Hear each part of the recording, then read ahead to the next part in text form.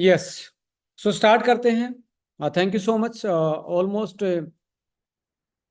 हमारे मैक्सिमम लोग जो इस सेशन में जुड़ते हैं वो आ चुके हैं सेशन में। सो स्वागत है, वेलकम है आज के इस जूम सेशन में, मई एचबी सेशन में। और हम बात करने वाले लंग्स की हेल्थ पे। आ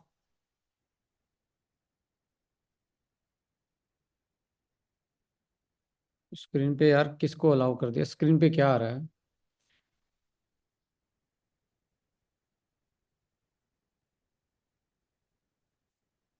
just a minute, I want to change the setting.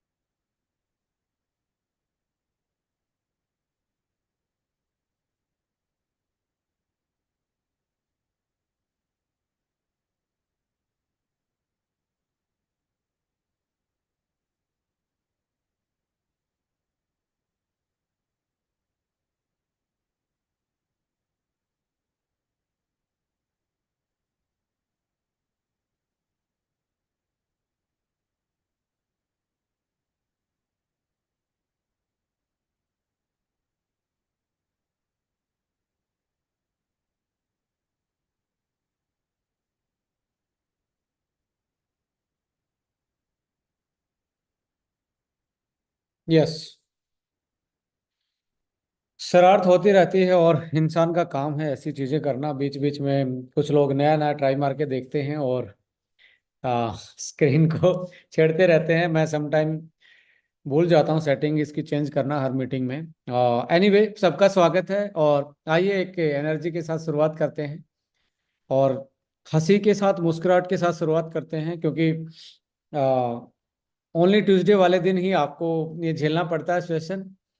और होपफुली आपके लिए ये सेशन इम्पोर्टेंट इंफॉर्मेशन लेके आता है और इसके जरिए हम बहुत सारी चीज़ें, ऐसे फैक्ट्स डिस्कस करते हैं कि जो आपकी ज़िंदगी को, आपकी हेल्थ को और आपके बिजनेस को कहीं ना कहीं एक स्टेप आगे ले जाने की बात करते हैं।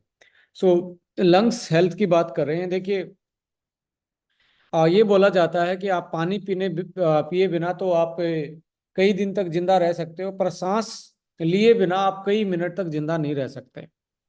और सांस का जो लेने का जो हमारा इंस्ट्रूमेंट है, जो हम सांस खींच रहे हैं, ब्रीद इन कर रहे हैं, वो कहीं ना कहीं लंग्स में जाके और हमारे ब्लड्स के साथ मिलती है।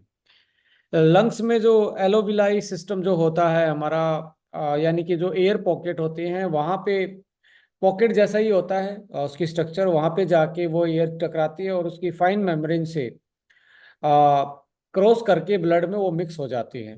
यानी कि यहाँ से स्टार्ट होता है आपका ऑक्सीडेशन। ऑक्सीडेशन का मतलब है आपकी ब्लड में ऑक्सीजन जाएगी और पूरी बॉडी में हर सेल तक ऑक्सीजन पहुंचेगी, और हर सेल में जो ग्लूकोज का मेटाबॉलिज्म है उसमें ऑक्सीडेशन प्रोसेस होता है। जब आप ग्लूकोज आपकी बॉडी में होता है तो ऑक्सीजन जाके उसको आग लगाने का काम करती है, यानी कि केमिकली इसको बर्निंग बोल सकते हैं, केमिकल की आग बोल सकते हैं। तो वो उसको तोड़ती है। उस तोड़ने से कार्बन डाइऑक्साइड और वाटर मॉलिक्यूल और एनर्जी, तीन चीजें बनती हैं। जब ऑक्सीजन ग्लूकोज को अटैक करती है तो तीन चीजें बनती हैं। एक कार्बन डाइऑक्साइड बनेगी, एक पानी बनेगा, और एक आपका बनेगा एनर्जी। एनर्जी तो हम अपनी रोजमर्रा की जिंदगी को और जिंदा रहने के लिए बॉडी उसको यूटिलाइज कर लेती है। और जो आपका कार्बन डाइऑक्साइड बन रहा है ये आप सांस के थ्रू वापस एनवायरनमेंट में छोड़ देते हो, यानी कि ऑक्सीजन लेते हो, कार्बन डाइऑक्साइड छोड़ देते हो। ये सारा का सारा प्रोसेस होता है ऑक्सीडेशन। और ऑक्सीडेशन के बिना कोई भी एनिमल जिंदा नहीं रह सकता, क्योंकि एनिमल ही ऐसे हैं जो ऑक्सीजन लेते हैं, कार्बन डाइऑक्साइड छोड़ते हैं।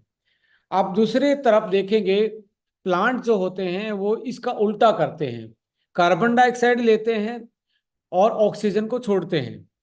इसलिए आप देखेंगे हमारी बॉडी में एंटीऑक्सीडेंट खुद नहीं बन पाते। हमारी बॉडी खुद एंटीऑक्सीडेंट नहीं बना पाती, हमें डाइट से लेने पड़ते हैं। पर प्लांट में एंटीऑक्सीडेंट बन जाते हैं, क्योंकि प्लांट में ऑक्सीडेशन नहीं होता, कार्बन डाइऑक्साइड ऑक्सीजन में चेंज होती है, और जब ऑक्सीजन में चेंज होती है, कार्बन डाइऑक्साइड और पानी मिलकर सनलाइट से जब प्रकाश संश्लेषण जिसको हिंदी में बोलते हैं या फोटोसिंथेसिस बोलते हैं, तो उसमें जब जब ये ऑक्सीजन में कन्वर्ट होता है, तब एंटीऑक्सीडेंट और अदर कंपोनेंट भी प्लांट में बन जाते हैं। और प्लांट जब हम खाते हैं किसी भी फॉर्म में, सैलेड की फॉर्म में, फ्रूट की फॉर्म में, वेजिटेबल फॉर्म में, सब्जी की फॉर्म में, या एनी एक्सट्रैक्ट और सप्लीमेंट फॉर्म में, तो उनके जो एंटीऑक्सीडेंट है हमारी बॉडी में आ जाते हैं, क्योंकि हमें ऑक्सीजन को तोड़ना है, वो ऑक्सीजन को बना रहे हैं। तो ऑक्सीजन के साथ ऐसी चीजें भी बनती हैं, जब ऑक्सीजन टूटे, ऑक्सीजन पे अटैक आए, जिसको हम फ्री रेडिकल बोल रहे हैं, जो हमारी सेल को एक तरीके से अटैक कर सकता है, हमारी सेल को डैमेज कर सकता है, उसके साथ प्लांट ने एंटीऑक्सीडेंट भी बनाए हुए हैं, तो वो हम खाते हैं तो एंटीऑक्सीडेंट हमें मिल जाते हैं, और ऑक्सीडेटिव स्ट्रेस और फ्री रेडिकल से हम इनके डैमेज से बच जाते हैं, यदि आप प्रॉपर एंटीऑक्सीडेंट लेते हैं। बट माय डियर फ्रेंड, आप यदि अपनी डाइट की तरफ देखेंगे, आज अभी आपने डिनर किया है या आप करने वाले हैं, तो सोचिए, सबसे पहले इंपॉर्टेंट तो आपके लिए डिनर कौन परचेज कर रहा है। परचेज का मतलब ये नहीं है कि बनाने से पहले परचेज, आपके लिए वो मार्केट से सब्जी कौन लेके आ रहा है, आपके लिए वो फूड कौन तैयार कर रहा है। ऑलमोस्ट इंडियन की जो हेल्थ का ख्याल है, उसके घर पे एक इंसान रखता है जो कुकिंग करता है। अब उसके मूड में क्या है, उसकी वो किस तरीके से किस तरीके का प्रोसेसर है, वो ज्यादा फ्राई वाली चीजें पसंद करता तो ज्यादा फ्राई वाली चीजें बनाएगा, और वो ज्यादा सिंपल बनाने वाला तो सिंपल वाले बनाएगा। तो वो जो मेन कुक है, उसके हाथों हमारी हेल्थ का जिम्मा है। आप इसको माने या ना माने, आपकी हेल्थ का जिम्मा, आपकी पूरी हेल्थ, फैमिली हेल्थ का जिम्मा, जो आपका मेन कुक है, चाहे वाइफ है, हस्बैंड है, या आपका कोई मेड आपने लगा रखा है, तो टोटली उसी के हाथ में है। फॉर्मेलिटी के लिए मैक्सिमम पूछा जाता है आज क्या बनाए घर में, आज क्या क्या खाओगे। ऑलमोस्ट जो उनका एक्सपीरियंस होता है, जो उनका तजुर्बा होता है, जो उनका इंटरेस्ट होता है, वही चीजें वो डिलीवर करते हैं। और ये इंसान का एक तरीके से अपना एक नेचर है, वो अपने कंफर्ट जोन में ही चलता है। सो ऐसे केस में आपकी हेल्थ का ख्याल रखना एक बहुत बड़ा चैलेंज आज के टाइम पे बन रहा है। पहले भी ऐसा ही होता था, ऐसा नहीं है कि पहले कोई और, पहले भी एक ही इंसान के हाथों में सबकी हेल्थ होती थी। बट उस टाइम पे इंसान के हाथों में ऑप्शन नहीं थे। उस टाइम पे इंसानों के हाथ में मल्टीपल ऑप्शन नहीं थे, प्रिजर्व फूड नहीं थे, नॉन सीजनल फूड नहीं थे, उनके पास ऐसा कोई पैकेट में बंद वाला फूड नहीं था। उनके पास एक टाइम था, नेचुरल तरीके से पकाने के इंस्ट्रूमेंट थे। आप देखोगे प्रेशर कुकर नहीं था, गैस चूल्हा नहीं था, माइक्रोवेव नहीं था। उनके टाइम पे सभी के पास एक ही प्रोसेस था, चूल्हे पे ही आपकी सारी चीजें बनती थी। और जो आसपास में सब्जियां उगती थी, जैसे पंजाब में आप आते हैं तो सरसों का साग, आप देखेंगे हरियाणा में सरसों, बथुआ, पालक, ऐसी चीजें आपको देखने को मिलेंगी। आप जैसे हिमाचल में जाएंगे तो बहुत सारे पत्तों की सब्जी वहाँ पे बनाई जाती हैं, जैसे आप देखेंगे अरवी के पत्ते, पतरोड़ू उसको बोला जाता है। सो सेम लाइक दैट, आप जो साउथ इंडिया में जाएंगे तो वहाँ पे आपको अदर प्लांट की सब्जी आपको देखने को मिलती है। बट इनको बनाने का तरीका पहले ऑलमोस्ट सबका सेम था। आज के टाइम पे तरीका बदला है, जीने का तरीका बदला है, खाना पकाने का तरीका बदला है, और खाने के जो टाइप है, उसकी जो अवेलेबिलिटी है, आप साउथ इंडियन आप हरियाणा में भी खा सकते हैं, आप नॉर्थ इंडियन आप चेन्नई में भी जाके खा सकते हैं। तो जो हमारा फूड है, फूड हैबिट्स है, वो टोटली चेंज हुआ है। और फूड हैबिट चेंज होने की बजाय, और हमारे लाइफस्टाइल में जो सुबह उठने से लेके शाम तक के जो हमारी लाइफस्टाइल है, जो चेंजेस हैं, वो बहुत बड़ा चेंजेस आया है। उसके बाद साथ साथ एनवायरमेंटल फैक्टर, ये इंडस्ट्री के एफ्लुएंट जो हैं, यानी कि आप पोल्यूटेंट्स की बात करें या हमारे एनवायरनमेंट की बात करें, जिसमें एयर क्वालिटी इंडेक्स की हम बात करते हैं, तो एयर क्वालिटी इंडेक्स भी ऑलमोस्ट शहरों का सांस लेने के लायक नहीं है। यदि हम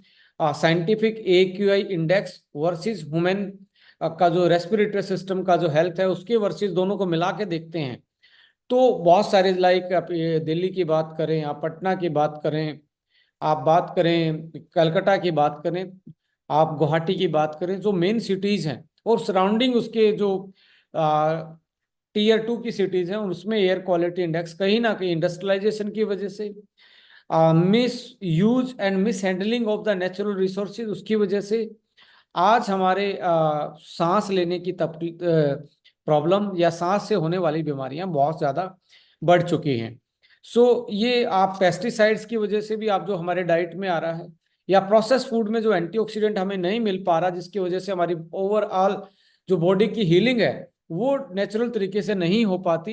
इन सारी विषयों पे जब आप देखेंगे तो कहीं ना कहीं आप देखेंगे हमारी बॉडी में इन्फ्लामेशन, हमारा फूड से ही इन्फ्लामेशन आ रहा है। इन्फ्लामेशन का समझ रहे हो मतलब क्या होता है? इन्फ्लामेशन का मतलब होता है हमारी बॉडी में ऐसे टॉक्सिन्स फूड से आ रहे हैं जो हमारी बॉडी में डैमेज कर रहे हैं और हर एरिया पे सूजन लाने का काम कर रहे हैं। आपका हार्ट सूजा हुआ, आपका लीवर सूजा हुआ, आपकी किडनी सूजी हुई है, यानी कि उन पे इन्फ्लामेशन, आपकी थायराइड पे इन्फ्लामेशन है, स्किन आपका फ्लपी है, लोअर बेली पे आपका अलग से फैट दिख रहा है, आंखों की रोशनी, स्किन की problem, mental disturbance, so many different different kind की सिचुएशन आपको आज इन वजह से आपको देखने को मिल रही है। उनमें से एक है लंग्स की बीमारी। और मैक्सिमम जो हमारे लंग्स की बीमारी है वो इन्फ्लामेटरी डिसऑर्डर ही है। इन्फ्लामेटरी डिसऑर्डर में जब आप ब्रोंकाइटिस की बात करें या कोरोनरी आप ऑब्स्ट्रक्टिव पुल्मोनरी डिजीज की बात करें, तो ऐसे केस में सीओपीडी की बात करें या आप ब्रोंकाइटिस की बात करें, ऑलमोस्ट जितनी भी चीजें हैं वो कहीं ना कहीं हमारे खाने पीने और जो सांस में हम टॉक्सिन्स लेने हैं और खाने पीने से जो टॉक्सिन्स आ रहे हैं और जो रेस्टलेस लाइफ है उसकी वजह से उनकी प्रॉब्लम और ज्यादा बढ़ रही है। आप देखेंगे अस्थमा के केसेस आपको बहुत ज्यादा मिलेंगे, शॉर्टनेस ऑफ ब्रीथ, आप बार बार में हाफने जैसा आपका हाल हो रखा है। So it is all about half क्यों रहे हैं? क्योंकि आपने एक्सेस कोई भी मेहनत किया तो आपने आपकी बॉडी में ऑक्सीजन पूरी तरीके से नहीं पहुंचेगी, ऑक्सीजन नहीं पहुंचेगी, एनर्जी नहीं मिलेगी, तो बॉडी में एनर्जी की कमी है तो ऊपर से ज्यादा तेज सांस लेने की बॉडी कोशिश करती है कि ऑक्सीजन की सप्लाई के साथ एनर्जी की सप्लाई को पूरा किया जाए।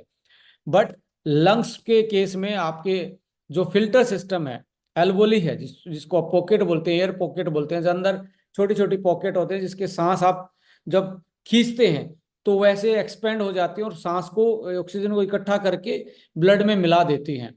तो इनकी जो जो ये वाली फ्लेक्सिबिलिटी, इलास्टिसिटी है, वो इन्फ्लामेशन के कारण कम होगी। ये कम तरीके से इलास्टिक, इनकी इलास्टिसिटी कम होने की वजह से ये सांस को कम होल्ड कर पाती हैं, ऑक्सीजन को कम एब्जॉर्ब कर पाती हैं, और इसकी अंदर की जो वॉल है उस पे कहीं ना कहीं इन्फ्लामेशन के कारण, जो आज इन्फ्लामेशन हमारी बॉडी में आ रही है, चाहे वो पोल्यूशन के कारण आ रही हो या आप स्मोकिंग के कारण कर पा रहे हो या फूड से जो चीजें आ रही हैं उसके कारण, उसमें म्यूकस जमना, उस पर एक लेयर जमना अंदर, जो कि ऑक्सीजन को अंदर जाने में कहीं ना कहीं ऑब्स्ट्रक्ट करती है, कहीं ना कहीं रोकती है।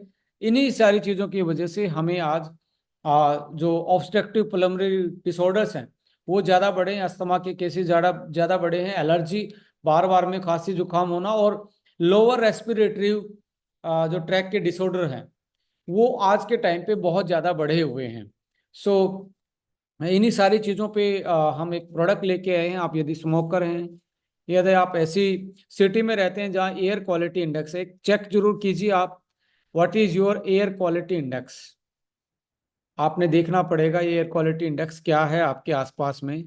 यदि वो ग्रीन में है, येलो में है, तो वो आपके अलार्मिंग है, रेड में है तो आपको जरूर बाहर निकलते टाइम मास्क का यूज कर सकते हैं। आप जो प्रेसिपिटेंट हैं या पोल्यूटेंट हैं वो आप उनसे बच पाएं।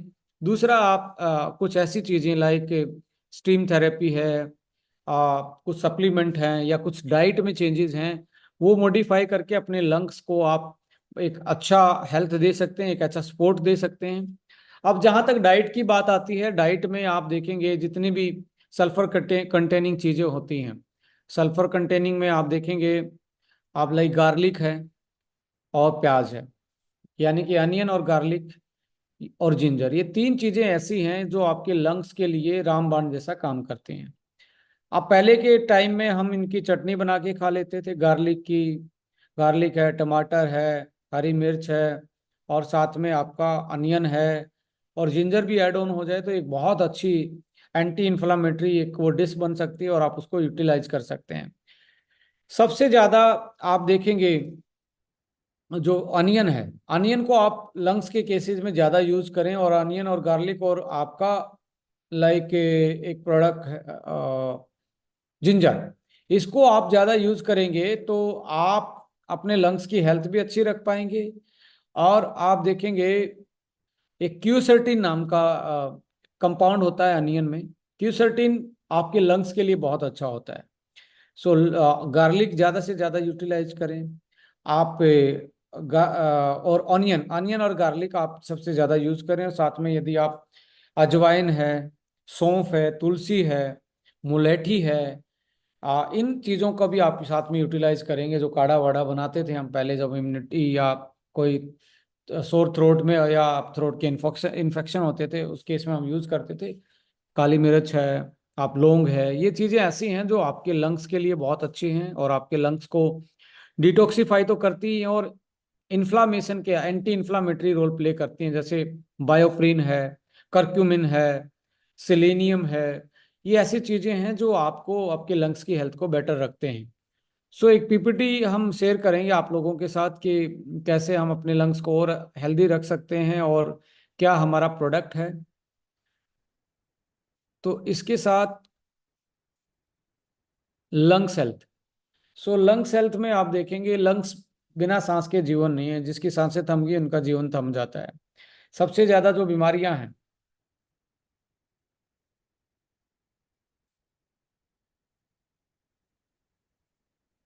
सबसे ज्यादा जो बीमारी है बेसिकली वो ब्रोंकाइटिस, यानी कि जिस भी बीमारी के पीछे, नितेश पटेल जी आप जो भी कर रहे हैं अपनी स्क्रीन पे बंद कर दीजिए। मैं आपको मीटिंग से डीबार कर दूंगा तो अच्छा नहीं लगेगा आपको भी। स्क्रीन के साथ मत छिड़कानी कीजिए प्लीज।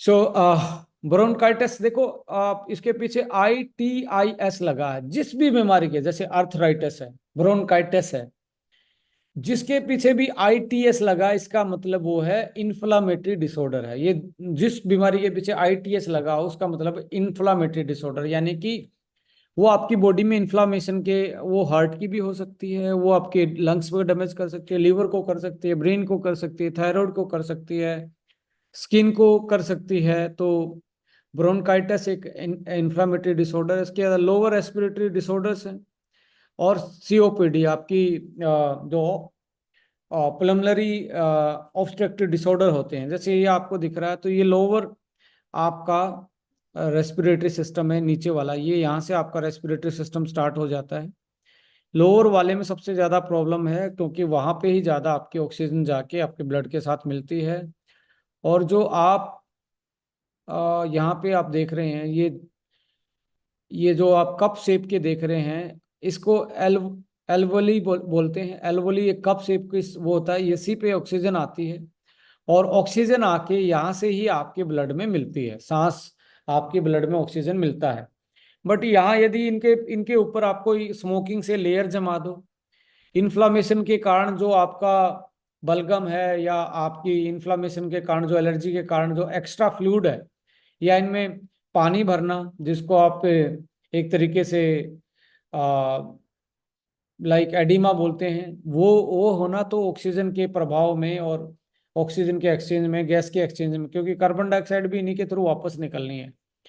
तो उनके ट्रांसपोर्ट में ऑक्सीजन और कार्बन डाइऑक्साइड के में दिक्कत आएगी। और जब ऑक्सीजन कम जाएगा और कार्बन डाइऑक्साइड बढ़ेगी तो इसको बोलते हैं एसिडोसिस, यानी कि आपका ब्लड एसिड हो जाता है। और एसिडोसिस में आप देखेंगे आपको बहुत सारी इन्फ्लामेटरी बीमारी, इवन क्रॉनिकल आपकी बीमारी, लाइक आपका किडनी पे सबसे ज्यादा इफेक्ट पड़ता है।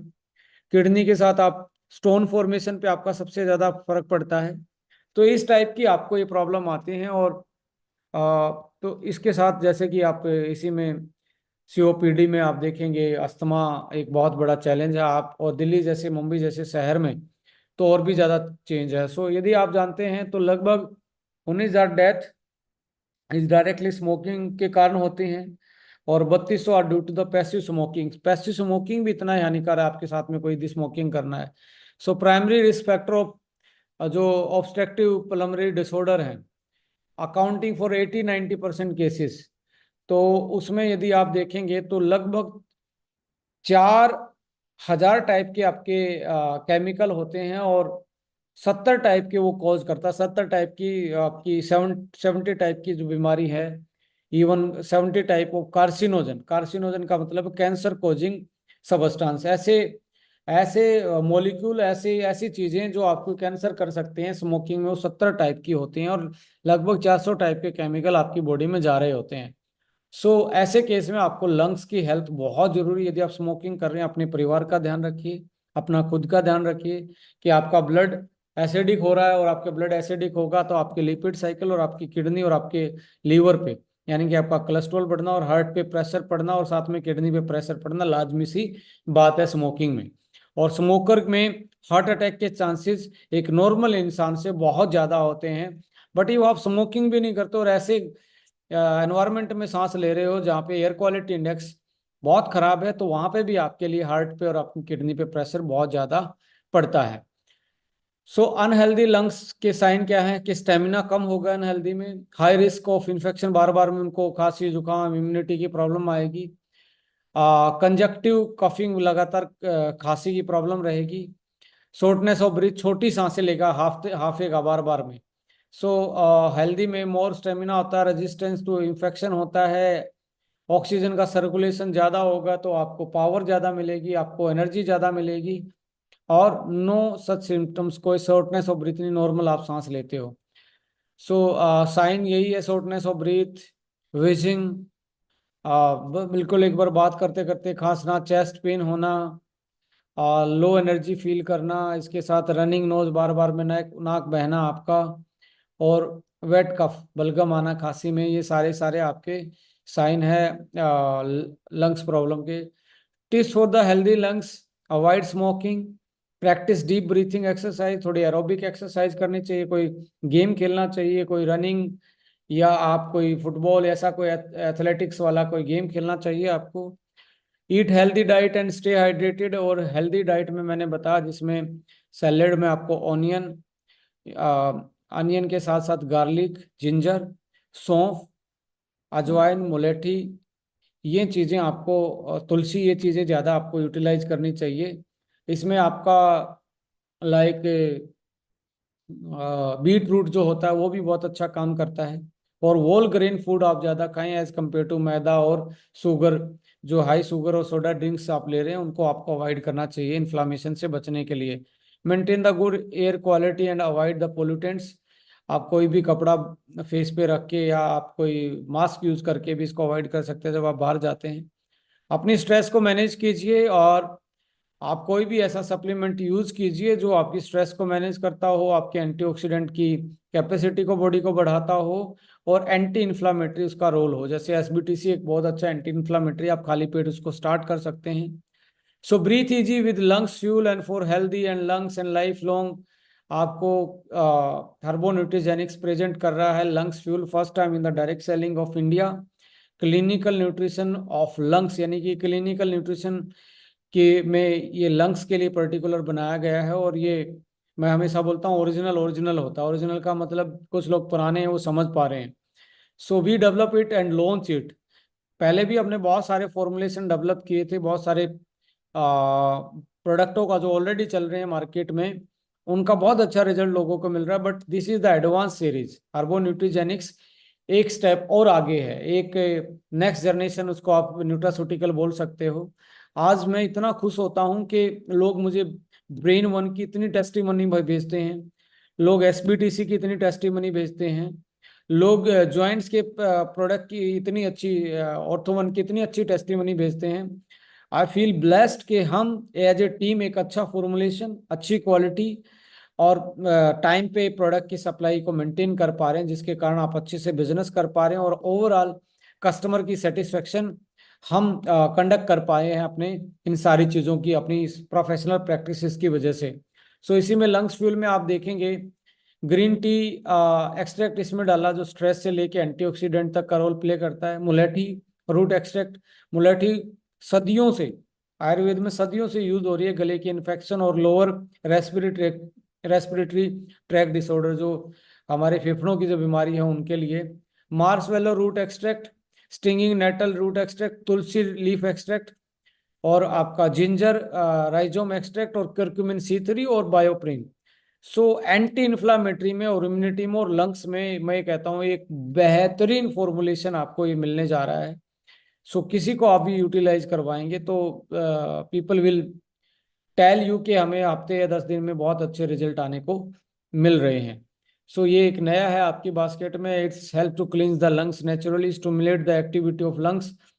मैक्रोफेजिस की बात करें, मैक्रोफेजिस का मतलब है जो आपने डर्ट, जो सांस के थ्रू आपके अंदर जो डर्ट गई है या कोई ऐसी चीज गई है, तो लंग्स की सेल एक प्रोसेस, खुद की क्लीनिंग का एक प्रोसेस चलाते हैं। जैसे आप घर में झाड़ू या आप पोछा वोछा फ्लोर पे मारते हैं, साफ सफाई करते हैं, ऐसे लंग्स के पास भी एक खुद की साफ सफाई का एक प्रोसेस होता है जिसको माइक्रोफेजिस बोलते हैं, जो बाहर से आपका पोल्यूटेंट या ऐसी चीजें की उनको ये पचाने का काम करते हैं और बाहर निकालने का काम करते हैं।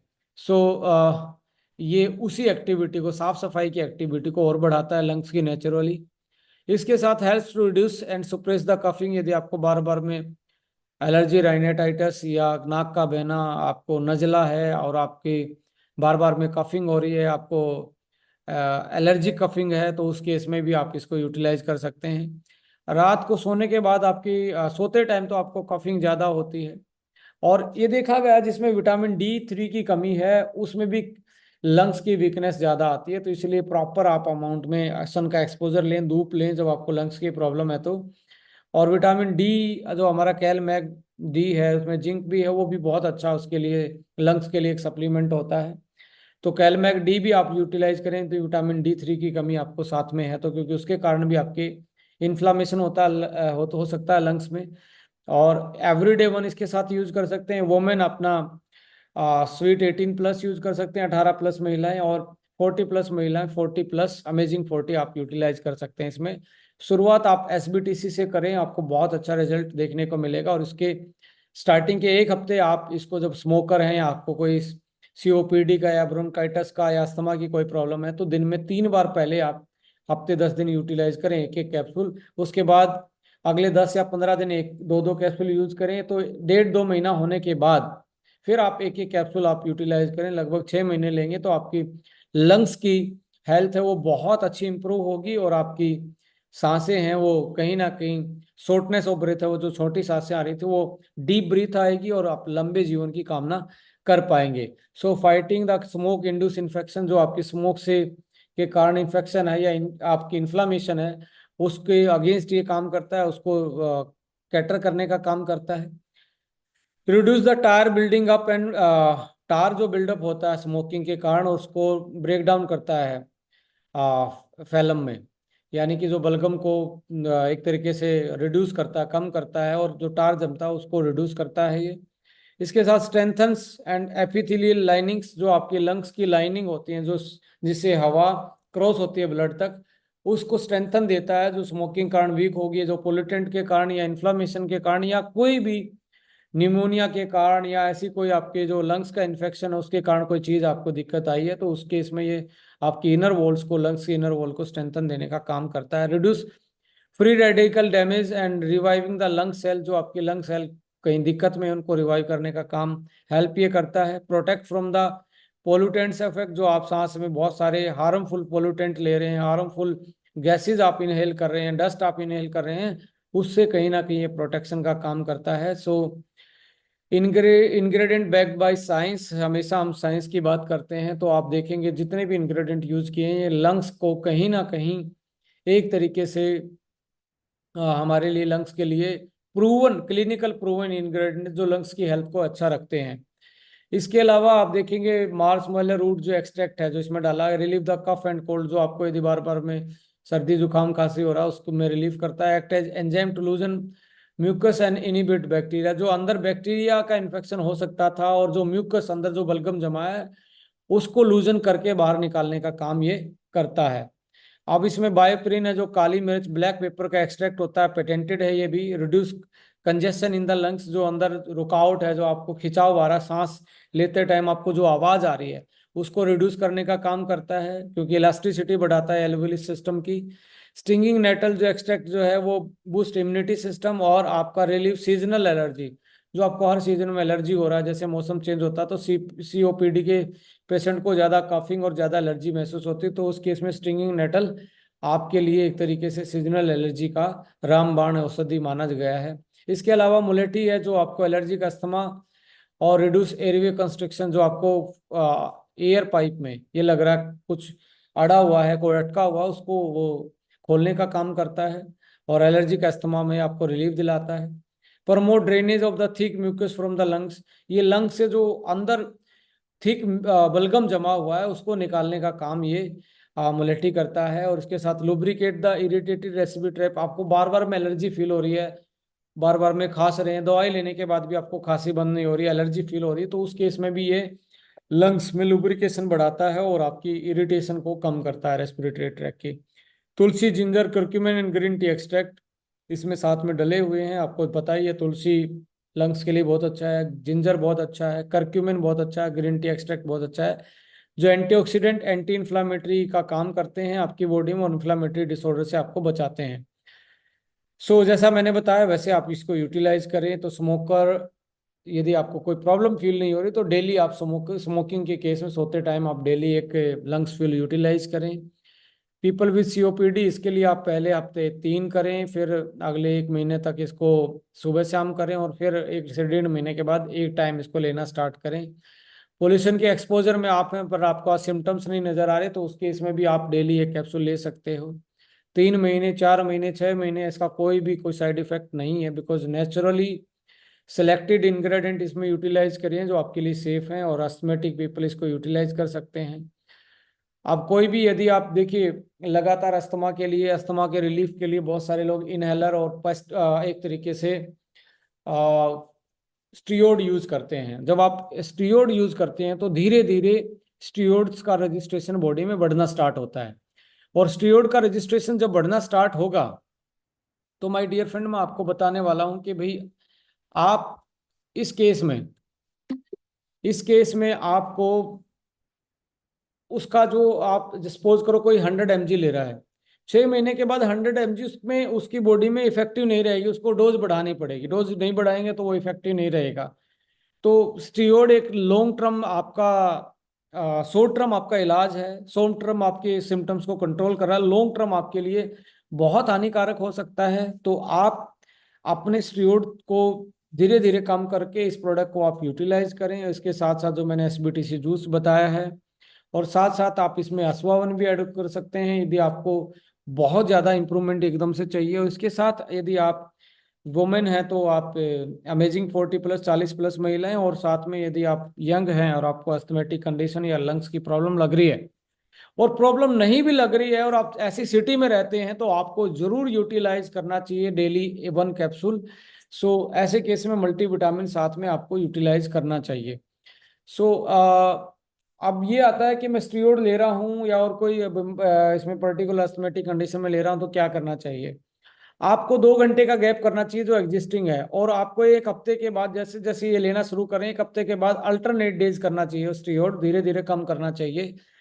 एक दिन छोड़ के एक दिन लें, फिर उसके बाद 2 दिन छोड़ के एक दिन लें, फिर 3 दिन छोड़ के, ऐसे करते करते आप उसका जो एक्शन था, उसका जो रेजिस्टेंट था, उसकी जो आदत थी वो खत्म हो जाएगी और आप इस प्रोडक्ट से नेचुरली हील कर पाएंगे।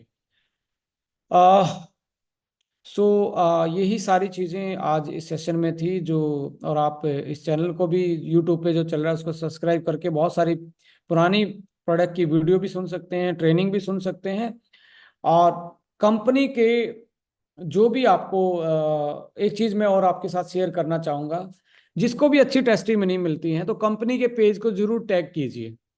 टैग समझते हैं आप, @ आपको दबाना पड़ेगा और आप एस्टोनिया 1 लिखेंगे तो आपको कंपनी टैग हो जाएगी, कंपनी का पेज टैग हो जाएगा। तो हैशटैग अपने अपलाइन को, मुझे भी हैशटैग कर सकते हैं, कंपनी के पेज को आप जरूर टैग करें तो हमें कंपनी का पेज भी आगे लेके जाना है। अपने अपलाइन को भी आप हैशटैग कर सकते हैं, मुझे भी हैशटैग कर सकते हैं, ताकि हम आपकी समस्याओं को और अच्छे से समझ पाएं, और जो आपकी ब्लेसिंग्स आ रही हैं टेस्टिमनी के थ्रू उसको हम समझ के कुछ ना कुछ आपके लिए और अच्छी चीजें करें। तो चेकलिस्ट में जरूर डालें कि आप हैशटैग का यूटिलाइजेशन अपने अपलाइन के लिए, मेरे लिए या अपने सीनियर के लिए यूटिलाइज करें, और कंपनी के पेज को जरूर टैग करें और एक कल्चर मेंटेन करके चलें। थैंक्स टू एस्टोनिया 1 ऐसे जरूर लिखें, और थैंक्स टू अपने अपलाइन के लिए थैंक्स लिखें।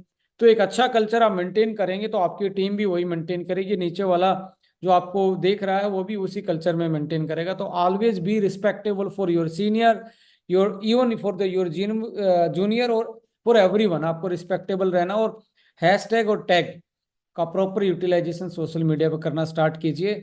आज जो आप सोशल मीडिया पे पोस्ट कर रहे हो और लगातार जो पोस्ट कर रहे हो उसका रिजल्ट आपको आने वाले 2 4 5 6 महीने 1 साल के बाद मिलता है। तो आज ऐसा नहीं, आज एक आपने पोस्ट डाली, नए नए हो तो आपको बहुत सारे लाइक नहीं आए, बहुत सारे लोगों ने नहीं देखा, तो आपको लगा कि मेरे को कोई नहीं देखता। इसके लिए आपको लगातार पोस्टिंग करनी है, लगातार आपको एक तरीके से पोस्ट डालनी पड़ेंगी। और इसके लिए आपको कुछ नहीं करना, कंपनी से डेली कोई ना कोई पोस्टर आता है आपके वेब पेज पे, उससे डाउनलोड करो या उसी को शेयर अपने स्टार्ट कर दो अपनी भाषा में। जैसे आप बंगाली है तो बंगाली लिखना स्टार्ट कर दो। आप एसमीज हो, नगमेज हो, या आप इम्फाल से करते हो, या मिजोरम से हो, या मराठा हो, या आप साउथ इंडिया में तेलुगु, तमिल, मलयालम, ऐसे ही उसमें आप बेल्ट में काम करें जहाँ आपकी आपकी लोकल लैंग्वेज है, उसमें आप अपना अच्छा सा उसको लिखें और अपना जरूर उसको टैग करना स्टार्ट करें, उसको पोस्ट करना स्टार्ट करें। जैसे जैसे 2 4 महीने 6 महीने में वैसे ही लोग आपसे कनेक्ट होना स्टार्ट हो जाएंगे जैसे आप पोस्टें डालते हो। So always remember, do respectable for each and every one, चाहे वो हमारे साथ काम कर रहा है क्रॉस लैग में या दूसरी कंपनी में है। We have to respect everyone, every professional people, जिसको भी आप प्रोफेशनल मानते हैं या इस इंडस्ट्री का पार्ट मानते हैं। So we need to respect them, और रिस्पेक्ट करना है हमें, और किसी के खिलाफ या किसी के अगेंस्ट ऐसी कोई भी भाषा का यूज नहीं करेंगे प्रमोशन में। मेरा मेरा नहीं करेंगे, हम साइंटिफिक चीजों पे चल रहे हैं तो साइंस को बताएं, एक्सप्लेन करें अपने प्रोडक्ट को, और कंपैरिजन एक्सप्लेन में करें। कंपैरिजन छोटा या बड़ा दिखाने के लिए, सही और गलत दिखाने के लिए ना करें, क्वालिटी एश्योरेंस को दिखाने के लिए करें, अपनी मार्केट को डेवलप करने के लिए करें। सो आप अभी भी फोन से आप इसको स्कैन कर सकते हैं, स्क्रीनशॉट लेके किसी को भी जब भी आपके साथ कोई नया बंदा आता है तो जरूर अपने पेज से जरूर जोड़ें उसको, क्योंकि आप आईडी लगा के जोड़ देते हो, अपने पेज से नहीं जोड़ते, अपने यूट्यूब चैनल से नहीं जोड़ते, अपनी एक्टिविटी से नहीं जोड़ते। तो आपसे एक ये भी आपकी चेकलिस्ट में होना चाहिए, इसका स्क्रीनशॉट लेके जो भी आपके साथ आईडी लगाता है उसकी आईडी एक तरीके से सोशल मीडिया पे आपकी कंपनी के साथ भी लगनी चाहिए, जिसके कारण आप समटाइम चूक जाएं, कोई मैसेज देना, कोई पोस्टर उसको भेजना या सेंड करना, तो आपको वो कंपनी के डायरेक्ट पेज से कनेक्ट होके तो वो इन्फॉर्मेशन ले पाए। तो ये सारी चीज़ें जरूर करें। So thank you so much, आप लोगों ने इतना कीमती वो टाइम दे के ये सेशन सुना है। और मैं यही बोलूँगा कि हर बार हम 500 600 और प्रदीप जी लिख रहे हैं, बहुत शानदार। प्रदीप जी होपफुली आप ठीक होंगे, आपकी जो इंजरी हुई थी वो ठीक होगी। जरूर मैं आपसे बात करूंगा, मैं भी बहुत बिजी चल रहा था।